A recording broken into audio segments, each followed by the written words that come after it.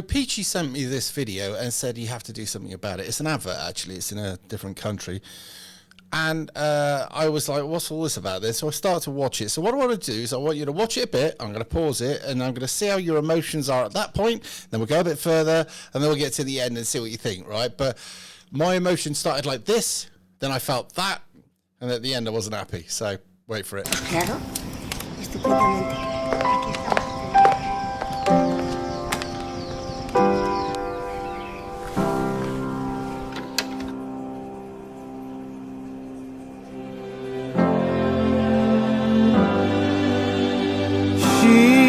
Maybe the face I can't forget, a trace of pleasure or regret, maybe my treasure or the price I have to pay.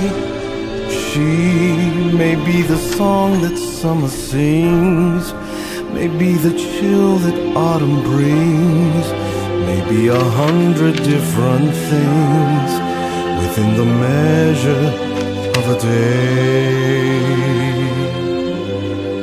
She may be the beauty or the beast, may be the famine or the feast, may turn each day into a heaven or a hell. She may be the mirror of my dreams, a smile reflected in a stream. She may not be what she may seem inside her shell.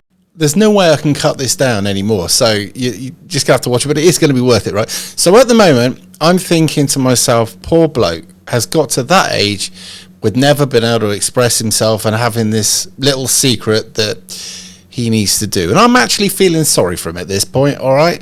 Not my thing. I can't understand where he's at.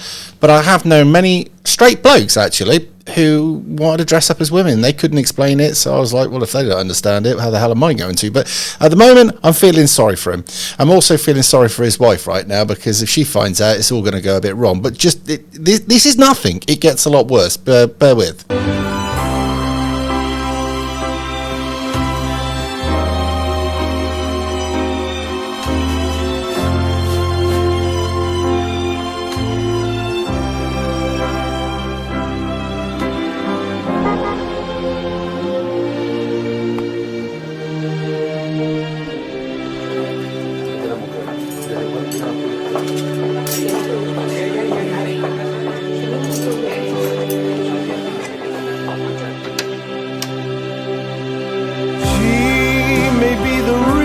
I survive, the way and wherefore I'm alive, the one I'll care for through the rough and ready years.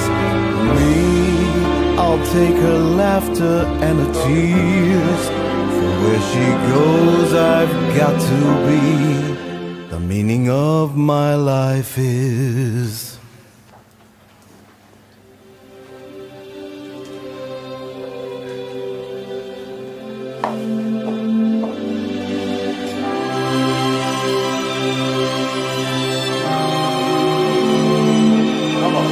the moment you see him clap eyes on that young man, all of a sudden you're like, oh, this is taking a horrendous turn. I mean, it was bad enough the other day with sadomasochistic bondage stuff around kids, but this is just on another level as well. I mean, both of them are equally bad in their own ways, but I'm pretty sure that kid does look like Desmond is Amazing. If you remember, that was that little kid that did all the drag stuff before. So it could be, and then that kid's definitely had a life full of it, where its mother pushed it to be something and get it famous so its mother could live off the back of it. And many more will probably anyway, but that's another thing. So the thing is here, if you look at this from a completely naive sense, it's, oh, well, Grandad knows what you're going through, and Grandad wants to help you so you don't suffer in the same way that Grandad did, right?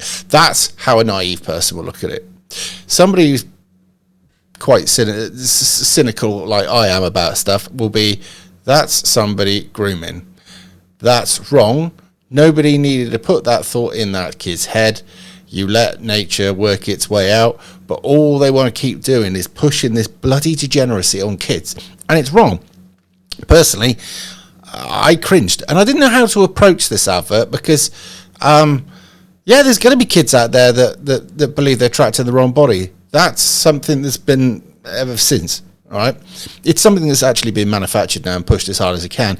And if you think about it, in Scotland, I believe you've only got to dress as somebody of the opposite sex, say for instance a bloke dressed as a woman, for a very, very short period of time now, and then they consider you for the op.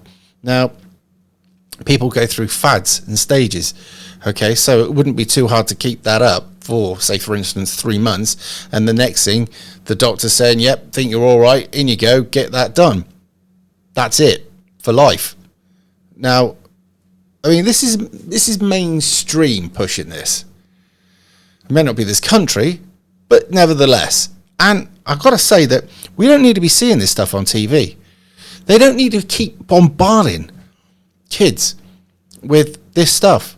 We grew up, I mean, this time of year, right, when I was a young lad, what did we have? We had Monkhouse, you had the Variety Performance, you had Cannon and Ball.